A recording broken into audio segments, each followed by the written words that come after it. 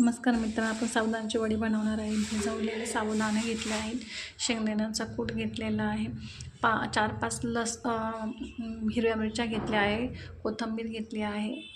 आता आपण हे खलबत्त्यामध्ये ह्या मिरच्या बारीक कुटून घेऊयात।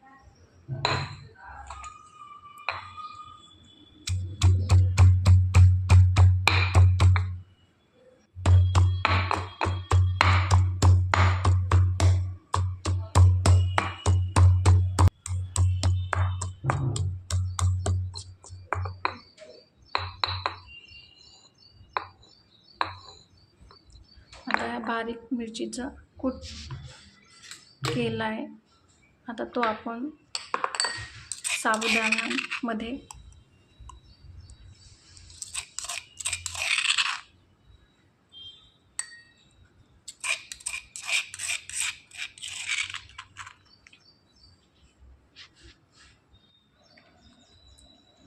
एक बाउल घेऊन त्यात साबुदाणे काढूया। मोठा बाउल घेऊन त्यात आपण ही बारीक केलेली मिरची, कोथिंबीर टाकून घेऊया। बारीक केलेली मिरची,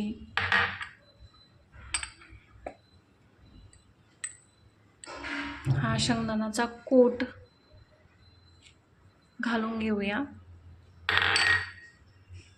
आणि टेस्टनुसार मीठ घालूया। कुणाला हे तिखट आवडतं त्यानुसार ते तिखट पण करू शकतात, कुणाला यामध्ये जिरं आवडतात ते जिरेही घालू शकतात, कुणाला बटाटा आवडतो बटाटाही घालू शकतात। पण बटाट्याने काय होतं, साबुदाण्याचा जेव्हा आपण थालीपीठ बनवतो तो थोडासा मऊसर होतो आणि थोडा तेल पकडलं जातं। आपण बटाटा न टाकता तसाच जर केला तर हा साबुदाणा वडा कमी तेल ऑब्झर्व करतो आणि पोटालाही चांगला असतो। बटाटा टाकल्यावर छान होतात, पण जास्त तेल ऑब्झर्व करत असल्यामुळे यात शक्यतो बटाटा टाकण्याचं टाळावा। आता आपण छान थालीपीठ बनवून घेतलं आहे। असेच आपण सर्व साबुदाण्याची थालीपीठं बनवून घेऊयात आणि छान सर्व थालीपीठ अशी छान करून घेऊया।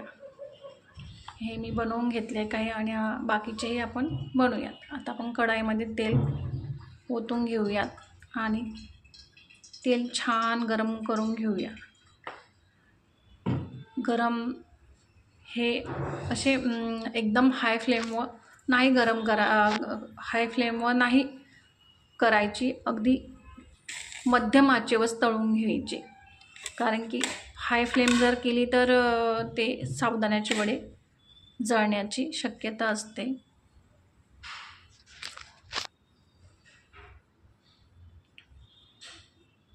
आता छान तेल गरम झालंय, त्यात आपण वडे घालून घेऊया।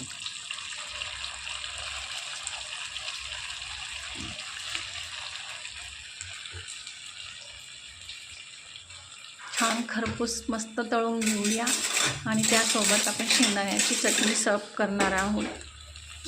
ऑलरेडी मी शेंगदाण्याची चटणी करून ठेवलेली आहे, त्याचा मी व्हिडिओ नाही काढला, पण शेंगदाण्याची चटणी नॉर्मली सर्वांनाच येते आणि काहीच नाही, शेंगदाणे छान भाजून घ्यायचे आणि शेंगदाण्यामध्ये एक मिरची टाकायची आणि कोथिंबीर टाकायची, छान बारीक करून घ्यायचं पाणी टाकून आणि त्याला एक तडका द्यायचा जिऱ्यांचा, थोडी साखर मीठ टाकायचं, थोडं लिंबू पिळायचं।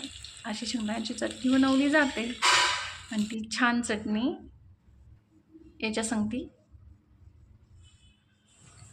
आपण सर्व करूया। आपण साबुदाण्याच्या थालीपीठासोबत शेंगदाण्याची चटणी सर्व करूया आणि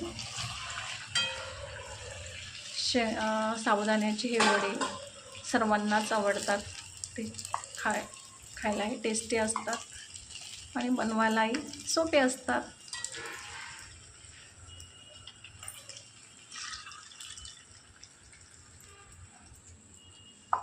मी टिश्यू घेतला आहे, म्हणजे एक्स्ट्राचं जे ऑइल असेल ते ऑइल आपण जेव्हा काढून घेऊ वडे त्यावेळेस हे ऑइल ऑब्झर्व करतं टिश्यू.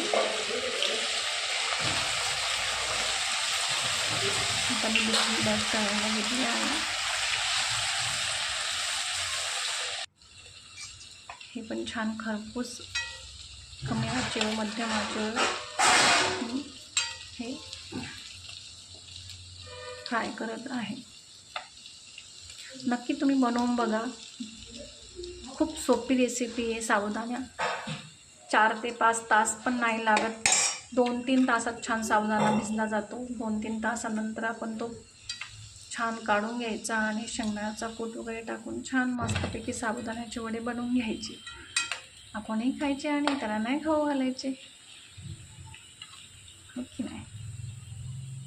चला आता दुसरी बॅच तळून झाली आहे साबुदाण्यांच्या वड्यांची.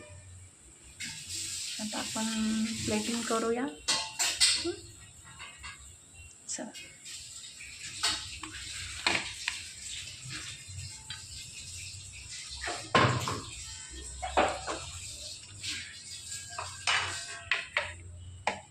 मी चटणी ऑलरेडी केलेली होती. चटणी आता मी ठेवली प्लेटमध्ये. वडेही छान प्लेटमध्ये काढत आहे. वडे जास्त गरम झाले की ते आपोआप ना फुटतात. म्हणजे ते काय होतं, साबुदाणा जेव्हा आपण बटाटा टाकत नाही ना त्यावेळेस सावकाशरित्या तळायचे, नाहीतर ते तेलामध्ये ना फुटतात. त्याची तळत असतो त्यावेळेस काळजी घ्यायची. हां,